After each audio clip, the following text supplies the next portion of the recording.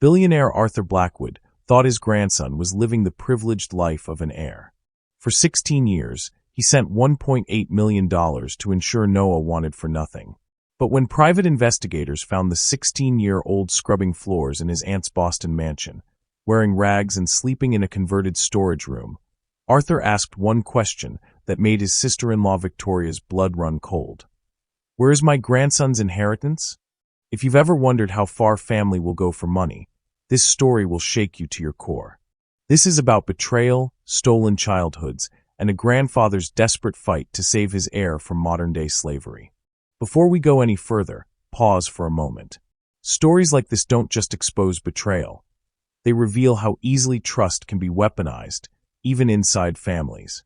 If you believe children deserve protection, not exploitation, if you believe truth should never be buried by wealth or bloodlines, then stay with this story until the very end.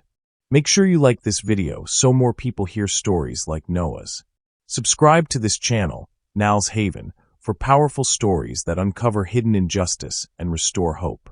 And in the comments, tell us where in the world you are watching from, and what would you have done if you were Arthur Blackwood? What happens next will test your heart, your sense of justice, and everything you think you know about family. Arthur Blackwood sat in his corner office at Blackwood Industries headquarters, staring at the Boston skyline he had helped define over 5 decades. At 70 years old, he had built an empire worth $2.7 billion through technology investments and venture capital. His portfolio included companies that had revolutionized industries, testaments to his sharp instincts and unwavering determination. But on this bitter January morning, none of that mattered. The man sitting across from him, private investigator James Rodriguez, had just delivered news that made Arthur's carefully constructed world collapse. James slid a manila folder across the mahogany desk, his expression grave. Inside were photographs that Arthur couldn't immediately comprehend. A thin teenage boy with striking blue eyes, Arthur's own eyes, on his hands and knees scrubbing white marble floors. Another photo showed him serving an elegant dinner to well-dressed adults who looked past him as if he were invisible. The final image captured him sleeping on a thin mattress in what appeared to be a utility closet, cleaning supplies stacked around his makeshift bed. Arthur's hands began to tremble as he studied the boy's face. That jawline, that distinctive Blackwood nose, those eyes that mirrored his own. It was like staring at his dead son's ghost. "That's impossible," Arthur whispered, his voice cracking. "Noah is supposed to be at boarding school. He's supposed to be preparing for Yale. He's supposed to have everything." James leaned forward, his voice gentle but unwavering. "Mr. Blackwood, I've been doing this work for 25 years. I followed the address you gave me, the one where you've been sending money all these years. That's a Beacon Hill mansion worth $2.4 million. Victoria Hammond lives there with her husband Richard and their twin daughters, both attending Windsor School at $50,000 per year. But Noah," he paused, letting the weight settle. "Noah has been treated as household help. The neighbors I interviewed thought he was a live-in servant. The grocery delivery driver told me he's never seen the boy leave the property except to take out trash or run errands." Arthur felt his chest constrict. His cardiologist had warned him about stress, about his elevated blood pressure, but nothing could have prepared him for this moment. For 16 years, he had faithfully sent money every single month, $10,000 without fail. Over $1.8 million total. Not once had he missed a payment. Not once had he questioned whether Victoria was doing right by his grandson. Now, staring at photographs of his grandson sleeping in a storage closet, Arthur understood the magnitude of his catastrophic failure. He hadn't just been sending money into a void. He had been funding Victoria's luxurious lifestyle while Noah suffered in ways he couldn't yet fully comprehend. "I need to see him," Arthur said, standing abruptly. His assistant tried to stop him at the door, reminding him of board meetings and investor calls, but Arthur brushed past her. James followed close behind as they headed toward the elevator. The drive to Beacon Hill would take 30 minutes, but Arthur knew that the real journey, the one to make things right, had only just begun. As Arthur's Mercedes navigated through Boston traffic, his mind drifted back to the day this nightmare began. The day Arthur's son Michael died remained the bleakest chapter of his life. Michael had been his pride and joy, brilliant and compassionate, running the European division of Blackwood Industries with vision and integrity. At only 32, he had already proven himself a natural leader, beloved by his team and respected by competitors. He had married Emma Clark, a talented architect whose innovative designs had won international awards. They had been radiantly happy together, building both their careers and their dreams for the future. Then came the first tragedy. Emma died in a car accident when Noah was just 6 months old. A drunk driver ran a red light on a rainy October evening, and in an instant, Michael's world shattered. Arthur watched his son struggle to hold himself together, balancing the demands of single fatherhood with his executive responsibilities. Michael would bring baby Noah to the office, conduct conference calls with the infant sleeping against his chest, and work late into the night after putting his son to bed. He was trying so hard to be everything Noah needed, but the grief was consuming him from the inside out. 2 years later, Michael collapsed during a board meeting in London. Massive heart attack. He was dead before the ambulance arrived. The doctors said it was a congenital heart defect, something that could have happened at any time. But Arthur knew the truth. Grief had weakened his son's will to live. The man who had once been so full of life had been slowly dying from a broken heart. At 54 years old, Arthur found himself raising a 2-year-old grandson while running a billion-dollar company. He was overwhelmed, drowning in his own crushing grief while trying to be everything for little Noah. The boy needed stability, love, constant attention. Things Arthur felt desperately ill-equipped to provide while managing board meetings, international negotiations, and his own suffocating sorrow.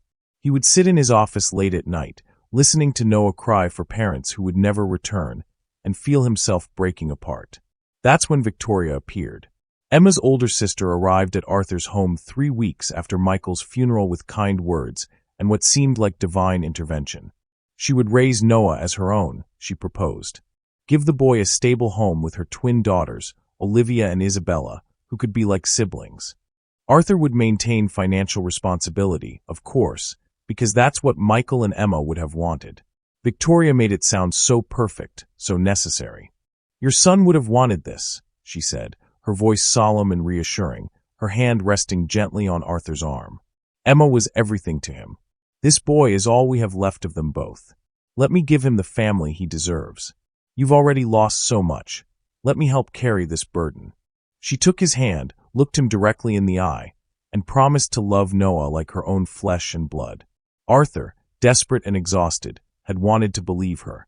He set up the arrangement immediately through his attorneys.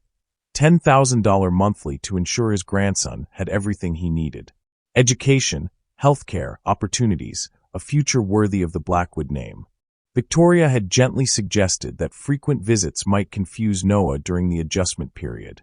Let him settle into our family dynamic, she urged. Let him feel secure with us. We can arrange visits when he's older, when he understands better. Arthur, drowning in pain and the relentless demands of rebuilding his business after Michael's death, had agreed. He told himself he was doing the right thing. He told himself this was what Michael and Emma would have wanted. He told himself that money could provide what his presence couldn't. Now, 16 years later, Arthur understood he hadn't just failed Noah. He had handed his grandson over to a predator dressed as a savior, and every dollar he'd sent had funded the boy's captivity. James followed Arthur into the private elevator that descended to the underground parking garage. Neither man spoke as they walked toward Arthur's black Mercedes S-Class. Arthur's mind was already at that Beacon Hill mansion, already confronting Victoria, already pulling Noah out of that house. His assistant's frantic texts about the afternoon's investor presentation went ignored. Nothing mattered except getting to his grandson. The drive through downtown Boston seemed to take an eternity. As James navigated through midday traffic, Arthur's mind replayed 16 years of monthly phone calls with Victoria. How many times had he asked about Noah? Hundreds. And every single time, Victoria had painted a picture of a thriving, happy child. Noah is doing wonderfully at Exeter, she had said just last month. His teachers say he's excelling in mathematics. Takes after his father. Before that, he made honor roll again. We're so proud of him. And the year before, he's been named captain of the lacrosse team. You should see him, Arthur. He's grown so tall, so strong. Lies. All lies. Arthur's hands clenched into fists in his lap. He had never verified a single claim. Never insisted on video calls. Never demanded recent photographs. Never visited. He had simply sent the money and accepted Victoria's word as truth, choosing the comfort of ignorance over the inconvenience of involvement. How could I have been so blind? Arthur whispered, more to himself than to James. James glanced at him sympathetically, but said nothing. What could he say? They both knew the answer. Arthur had chosen to believe because believing was easier than facing his own guilt and grief. The Mercedes turned onto the tree-lined streets of Beacon Hill, where colonial brick townhouses stood shoulder to shoulder, each worth millions. Old money and new money lived side by side here, protected by their wealth and their privacy.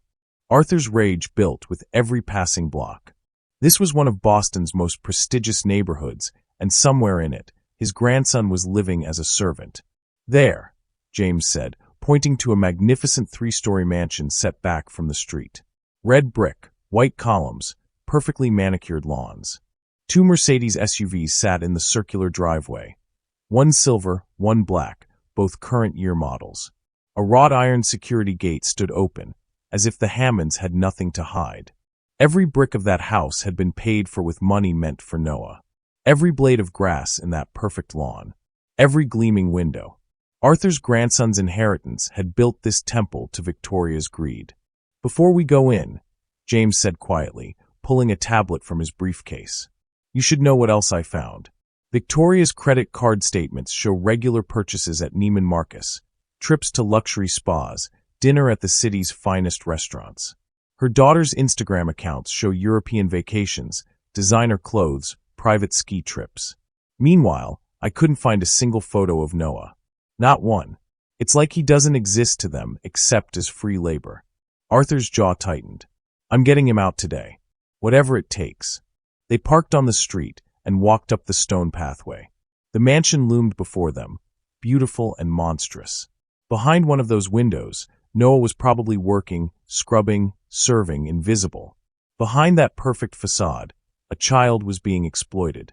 Arthur rang the doorbell, his heart pounding with a mixture of fury and fear. The next few minutes would determine everything. 16 years of failure had led to this moment. He would not fail again. The door opened, and Arthur's breath caught in his throat. Noah stood before him in worn jeans and a faded gray t-shirt that hung loose on his painfully thin frame. He was tall, nearly 6 feet, but looked as though a strong wind might knock him over. Arthur saw Michael in every feature. The sharp jawline, the distinctive Blackwood nose, those piercing blue eyes that had been passed down through 3 generations. But where Michael had been vibrant and strong, Noah looked hollowed out, diminished. Arthur's gaze dropped to the boy's hands. They were raw and red, the skin cracked and irritated from what could only be harsh cleaning chemicals. The nails were bitten down to the quick. These were not the hands of a teenager preparing for Yale. These were the hands of someone who scrubbed floors until they bled. Noah's eyes widened in recognition. He had clearly seen Arthur's photograph somewhere, but confusion clouded his face. His mouth opened as if to speak, but no words came out. He looked like someone who had learned not to speak unless spoken to. Before either of them could break the silence, Victoria appeared behind Noah in the doorway. She was dressed in designer clothes, a cream cashmere sweater and tailored slacks that probably cost more than most people made in a month. Diamond studs glittered in her ears. Her face transformed in an instant. Annoyance at being interrupted, then shock at seeing Arthur, then poorly concealed panic as she realized why he must be here. Arthur, she said, her voice tight and artificially bright. This is unexpected. I wasn't aware you were coming to Boston. The contrast between them was obscene. Victoria looked like she belonged in a luxury magazine spread. Noah looked like he belonged in a public service announcement about child neglect. They stood inches apart, but they might as well have been from different worlds. I think we need to talk, Victoria, Arthur said, his voice cold enough to freeze water. Now. Victoria's hand moved to Noah's shoulder, her fingers gripping tight enough that the boy flinched. Noah, go finish your chores. The upstairs bathrooms need cleaning before the guests arrive tonight. Noah stays, Arthur interrupted, his voice sharp as a blade. This concerns him most of all. The tension in the doorway was suffocating. 16 years of lies were about to unravel, and Victoria knew it. Her manicured fingers twitched at her sides. Her smile had become a rictus of false pleasantry. "What's going on?" A man's voice came from inside the house. Richard Hammond appeared, tall and polished in business casual attire, his expression confused at the commotion. Behind him on the sweeping staircase, two teenage girls peered down. Olivia and Isabella, both 15, wearing matching designer outfits that probably cost more than Noah's entire wardrobe. Their hair was professionally styled, their skin glowing with the health that comes from proper nutrition and care. The visual contrast was damning. The twins looked like princesses in a fairy tale. Noah looked like their servant, because that's exactly what he was. Arthur's gaze moved from the twins to Victoria to Noah, then back to Victoria. When he finally spoke, his voice was quiet but carried the weight of absolute fury. "Where is my grandson's inheritance?" Victoria's face went pale. The color drained from her cheeks so quickly she might have been a ghost. Her mouth opened and closed, but no sound emerged. Richard looked between them, confused. The twins had gone silent on the stairs. James stepped forward from behind Arthur, his investigator's badge visible. "Mrs. Hammond, I think you know why we're here." The reckoning had begun, and nothing would ever be the same. Arthur pushed past Victoria into the house, refusing to let Noah be dismissed or hidden away. James followed close behind, and they all moved into a lavish living room that looked like something from Architectural Digest. Cream-colored sofas, original artwork on the walls, a marble coffee table that probably cost more than most people's cars. Every piece of furniture, every decorative accent, purchased with money meant for the boy standing nervously by the doorway. Arthur slammed the folder of photographs onto that marble table with enough force that Victoria jumped. The images spread across the surface like an indictment. Noah scrubbing floors, Noah serving dinner, Noah sleeping in a closet. "I can explain," Victoria said quickly, her voice taking on a placating tone. "Arthur, this isn't what you think. You don't understand the full situation." "Then help me understand." Arthur cut her off, his voice deadly calm. "I sent you $1.8 million over 16 years. I want documentation of how every penny was spent. School tuition receipts, medical bills, clothing expenses. Show me." Richard stepped forward, his face reddening. "Now wait just a minute. You can't come into our home and make accusations." James pulled out his tablet, cutting Richard off mid-sentence. "Mr. Hammond, I'm a licensed private investigator, and I have preliminary findings from a forensic accountant. The Beacon Hill mansion purchased 5 years ago for $2.4 million, paid in full with funds from Noah's account. 2 Mercedes vehicles totaling $180,000. Private school tuition for Olivia and Isabella at Windsor School, $640,000 over 10 years. Family vacations to Europe, the Caribbean, and Aspen totaling over $200,000. Should I continue?" Victoria's facade cracked. Noah had a roof over his head. He had food to eat. We provided for him. "I sleep in the storage room." The voice was quiet but steady, and it cut through the room like a knife.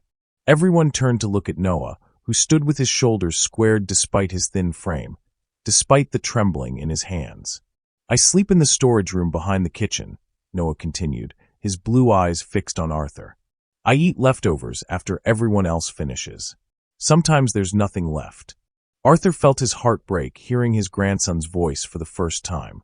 It sounded so much like Michael's, but small, beaten down, conditioned to expect nothing. "I wake up at 5 every morning," Noah said, the words coming faster now, as if a dam had broken. "I clean the entire house before Olivia and Isabella wake up. I make breakfast for everyone. I drive the twins to school, then come back and clean more. I prepare dinner, serve it, then clean up. By the time I'm done, it's usually midnight. Then I do it all again the next day." Noah was enrolled in public school until age 10, James added, consulting his notes. Then Victoria withdrew him. No homeschooling records were ever filed with the state. "The neighbors we interviewed thought he was hired help," Arthur said, his voice shaking with barely controlled rage. "The delivery drivers have never seen him leave except to take out trash. You isolated him, exploited him, stole from him." Victoria's expression hardened. He was difficult, ungrateful. We gave him everything, and you gave him nothing but slavery. Arthur's roar echoed through the expensive living room. You turned my grandson into your servant while you lived like royalty on his money. He turned to Noah, his voice gentling. Get your things. You're leaving with me right now. You can't do that, Victoria said, panic rising in her voice. I'm his legal guardian. You have no right. Not for long, Arthur said, his voice ice cold. He pulled out his phone and dialed his attorney. Jennifer, I need you to file emergency custody papers immediately and prepare criminal charges for embezzlement, fraud, and child endangerment. He kept his eyes locked on Victoria as he spoke. I want every charge that will stick. Victoria's face had gone from pale to ashen. The reckoning she'd feared for 16 years had finally arrived. Later that evening, Noah sat on the edge of a leather sofa in Arthur's penthouse, 52 floors above Boston. Floor-to-ceiling windows offered a panoramic view of the city lights, but Noah kept his eyes down, his posture rigid, as if afraid to touch anything or leave a mark on the pristine surfaces. He looked like someone waiting for permission to exist. Arthur's housekeeper, Dorothy, a kind woman in her 60s who had worked for him for over 20 years, brought out a tray of food. Roasted chicken, mashed potatoes, fresh vegetables, warm rolls.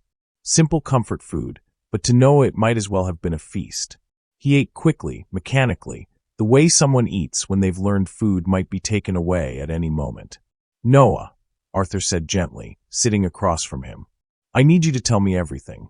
All of it. I need to understand what happened to you. Noah's hands stilled on his fork. For a long moment, he said nothing. Then slowly the story came out. His earliest memories were of being different from the twins. From ages 2 to 7, he was kept separate, different bedroom, different schedule, different rules. Aunt Victoria used to tell me I was lucky to be there, Noah said quietly. That I should be grateful. That most kids like me would be in foster care. Ages 7 to 10 were slightly better. He attended public school, though he was never allowed to bring friends home or go to their houses. I had to come straight home after school. Victoria said I had responsibilities, chores that needed doing. At age 10, Victoria pulled him from school entirely. She said homeschooling would be better for someone like me. But there was no homeschooling, just more work. The chores increased every year. By 12, I was doing almost everything, cooking, cleaning, driving the twins when they needed it. The twins, Olivia and Isabella, had treated him with contempt, learned behavior from their mother. They would leave messes for him to clean, demand he serve them, mock him when he made mistakes. Noah's voice dropped to barely a whisper.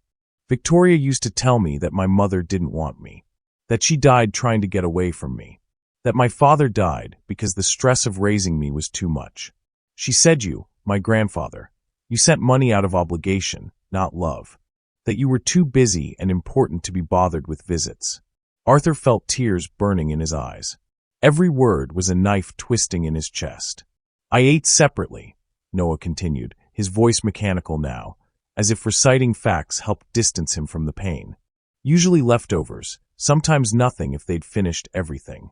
My clothes came from donation bins Victoria would pick up from church drives. I never saw a doctor or dentist. When I got sick, I just had to work through it. He had been shown old photographs of his parents once, but Victoria told him he didn't deserve to know them, that he had destroyed their lives simply by being born. Last year, on my 16th birthday, Victoria made me sign papers, Noah said. I didn't understand what they were. She said it was just formality, that it would make things easier.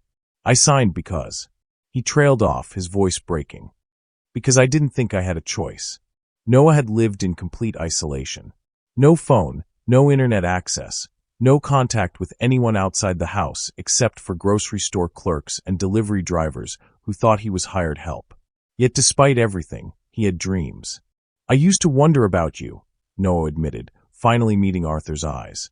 I'd see your picture sometimes in business magazines at the grocery store. I wanted to go to school. I wanted to learn things.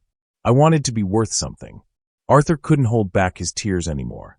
They streamed down his face as he listened to his grandson's quiet, devastating testimony of 16 years of abuse and neglect.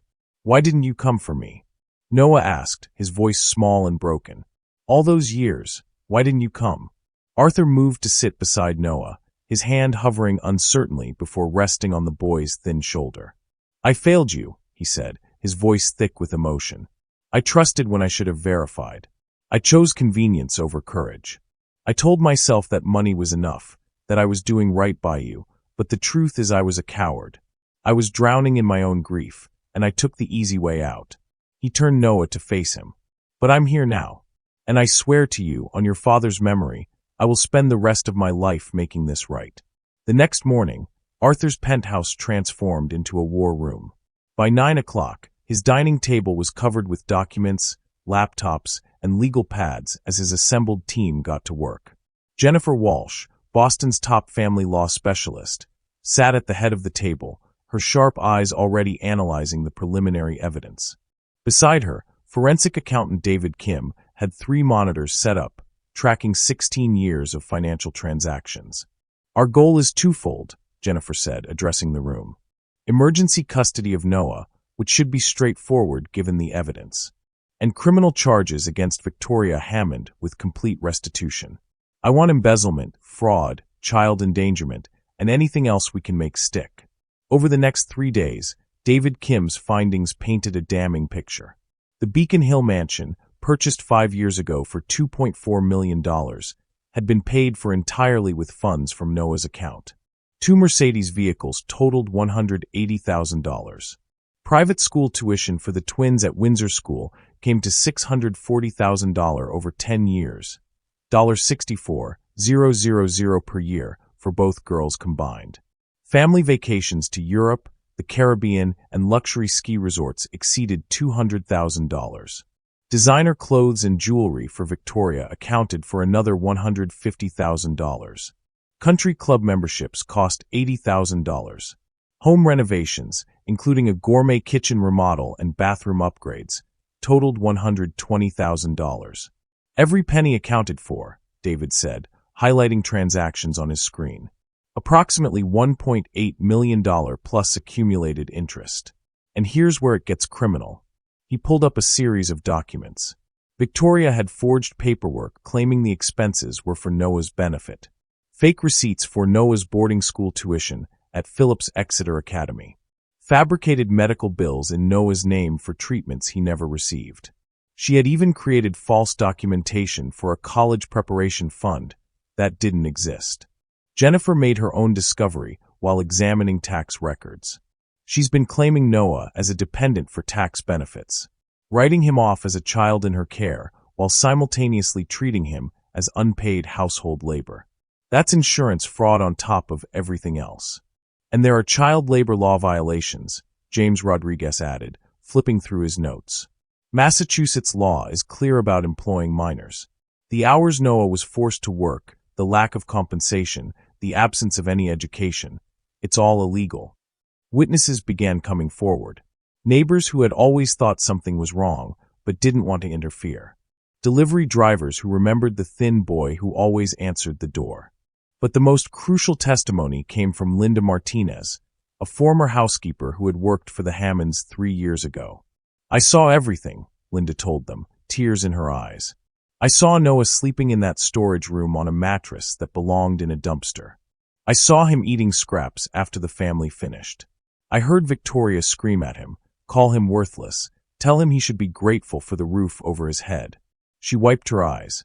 I quit after 2 months because I couldn't stand to watch it anymore. I should have reported it. I felt guilty every day since."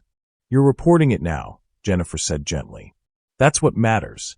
Arthur looked at the assembled evidence, his jaw tight. "I want every charge that can possibly stick. I want her to feel the full weight of what she's done." Meanwhile, Noah underwent comprehensive medical examinations. Dr. Sarah Williams's findings were heartbreaking. Severe malnourishment, vitamin D and iron deficiencies, stunted growth for his age, and markers of chronic stress that had likely affected his development. His dental examination revealed multiple untreated cavities. An eye exam showed he needed glasses. His vision problems had gone uncorrected for years, making it harder for him to read or function normally. "He should be several inches taller," Dr. Williams told Arthur privately. "The malnutrition during his developmental years has had lasting effects. And the psychological damage. She shook her head. He's going to need extensive therapy. A psychological evaluation was scheduled for the following week. Arthur sat with Noah through every appointment, every examination, every difficult conversation. He held his grandson's hand when the doctor asked about his living conditions. He stayed in the room when Noah had to recount his daily schedule of servitude. He was there, present in a way he should have been for 16 years. "I'm not going anywhere," Arthur promised as they left the doctor's office. Not ever again. 2 weeks after discovering Noah, Arthur returned to the Beacon Hill mansion. This time, he wasn't alone. Jennifer Walsh stood beside him, along with James Rodriguez and 4 Boston police officers. In Jennifer's briefcase were arrest warrants for Victoria Hammond on charges of embezzlement, fraud, child endangerment, and labor law violations. A search warrant authorized the seizure of property and financial records. Arthur rang the doorbell. Through the ornate glass panels, he could see movement inside. The door opened, and Victoria's face appeared, then froze when she saw the police officers behind Arthur. She tried to slam the door and run, but 2 officers were faster. They pushed inside, one catching her arm. "Mrs. Hammond, you're under arrest," the lead officer said, pulling out handcuffs. No, you can't, Richard." Victoria's scream echoed through the house. "Richard, call our lawyer." Richard Hammond appeared from the study, his face draining of color as he took in the scene. "What's happening? I don't understand." "Mr. Hammond, we have questions for you as well," another officer said. "We'll need you to come to the station." "I didn't know," Richard said, his voice shaking. "I swear, I didn't know the full extent." Whether that was true would be determined by the investigation. But Arthur suspected Richard had known enough. Willful ignorance was still complicity. Footsteps thundered down the stairs. Olivia and Isabella appeared, their faces stricken with confusion and fear as they watched their mother being handcuffed. "Mom, what are you doing to her?" Olivia shouted, tears streaming down her face. "You can't do this. Noah is lying. He's always been a liar." Isabella stood silent beside her sister, but Arthur noticed something different in her expression. Shame. She looked down at her feet, unable to meet anyone's eyes. Arthur stepped forward, his voice firm but not unkind. "Your mother stole from Noah. She abused him for 16 years while living off money meant for his care. Whatever happens to you now, I'll ensure you're provided for. You're not to blame for her choices. But you need to understand what she did was evil. You abandoned him." Victoria screamed, thrashing against the officer's grip. "You never cared. You threw money at the problem and walked away. I gave him a home. I gave him everything." Arthur's response was ice cold. "You gave him slavery. You stole his childhood, his education, his future. You will pay for every single day he suffered." Something in Victoria's face changed. The mask of righteousness cracked completely, and what emerged was pure, ugly resentment. "Emma had everything," she screamed, spit flying from her mouth. "Your precious son loved her more than his own family. She got the fairy tale, the successful architect, the perfect marriage, everything handed to her. While I got nothing. Then she died and left this burden, and you threw money at it like it was nothing. So yes, I took it. I deserved it. My girls deserved it. We deserved that money more than some orphan who destroyed his own parents' lives." The officer's body cameras captured every word. Victoria had just confessed to everything on record. "Get her out of here," Jennifer said quietly. The police led Victoria toward their cruiser, her screaming fading as they took her outside. Richard was also escorted out for questioning. A social services worker arrived to take temporary custody of the twins.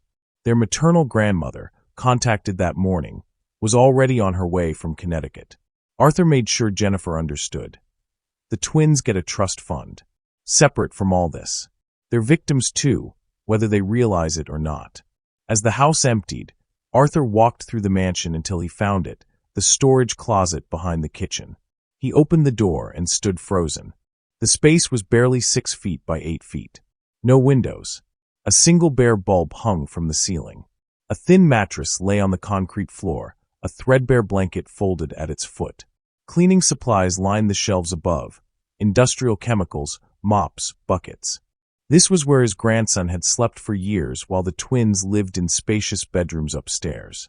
Crime scene photographers documented everything, but Arthur barely noticed them. He stood in that closet, breathing in the smell of bleach and detergent, and felt rage and grief wash over him in equal measure. He looked up at the ceiling, as if he could see through it to wherever Michael and Emma were. "I will give him the life you wanted for him," Arthur whispered, his voice breaking. "I swear it. On everything I am, I swear it." 3 months later, Arthur sat in a Boston courtroom with his hand resting protectively on Noah's shoulder. The jury had deliberated for less than 2 hours before returning with their verdict: guilty on all counts. Judge Margaret Reynolds looked down at Victoria Hammond with unconcealed disgust. "Mrs. Hammond, you exploited a vulnerable child for personal gain. You betrayed trust, family, and basic human decency. You stole not just money, but years of a child's life, years he can never get back." The sentence was harsh: 15 years in federal prison, full restitution of $1.8 million plus damages, and interest totaling $2.5 million. Richard Hammond received 3 years for complicity and fraud, his sentence reduced for cooperating with investigators. All assets were seized: the mansion, the cars, the jewelry. Everything would be sold to fund Noah's restitution. Arthur had already established a separate trust for Olivia and Isabella. They couldn't be blamed for their mother's crimes, and they would need support to build lives untainted by Victoria's evil. As the bailiffs prepared to lead Victoria away, she turned to Noah. "I'm sorry," she said, tears streaming down her face. "Please, Noah, I'm so sorry." Noah remained silent, his face expressionless. He owed her nothing. Not forgiveness, not acknowledgement, not even his anger. She had stolen enough from him already.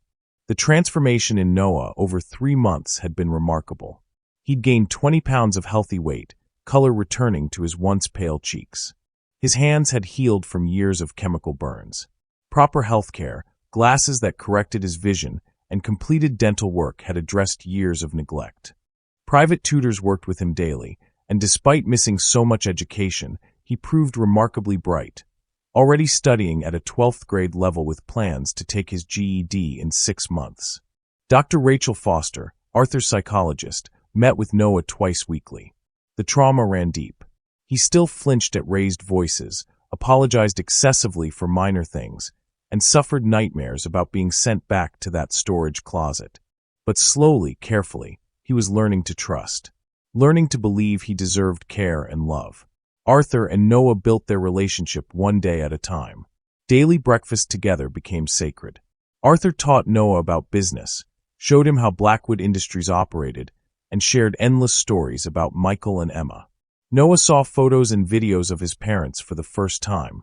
Really saw them, not the few images Victoria had shown him with her poisonous commentary. One Saturday morning, they visited the cemetery. Noah placed flowers on his parents' graves while Arthur stood beside him.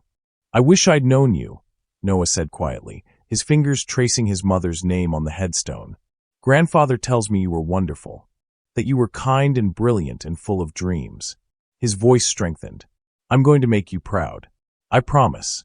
Arthur had enrolled Noah at Boston Latin School for the fall semester. When he told him, Noah's eyes had widened with a mixture of nervousness and excitement. "I've never had real friends," Noah admitted. "You'll have everything now," Arthur promised. "Not just money, time, attention, love, opportunities. Everything you should have had from the beginning." On a bright April morning, Arthur sat at breakfast watching Noah laugh at something Dorothy said, a genuine, unguarded laugh that lit up his entire face. It was the first time Arthur had heard that sound, and it struck him how much Noah's smile resembled Michael's. "Grandfather," Noah said, looking up from his eggs, "do you think maybe someday I could work at Blackwood Industries? I want to learn the business. I want to make the Blackwood name mean something." Arthur felt tears burning in his eyes. "It already does, Noah. Because of you." Together, they had established the Blackwood Legacy Foundation, funded by Victoria's restitution payments and Arthur's substantial donations. The foundation would help children in situations similar to Noah's, those trapped in abusive guardianships, those exploited by the very people meant to protect them. "I want to be involved," Noah had insisted. "If my story can help even one other kid, then maybe it all meant something."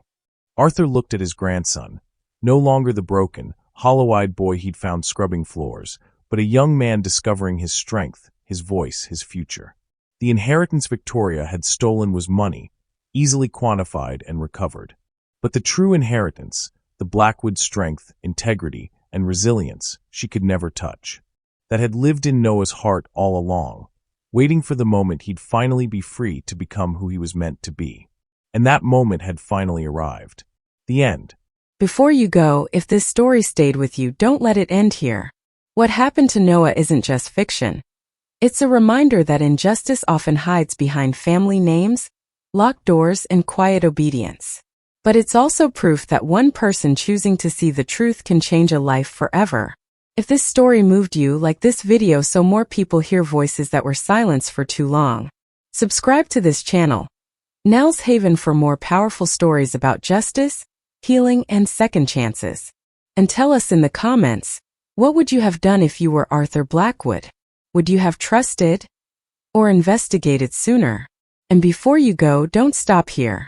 Another story is waiting on your screen right now. One that will challenge you, move you, and remind you why compassion still matters.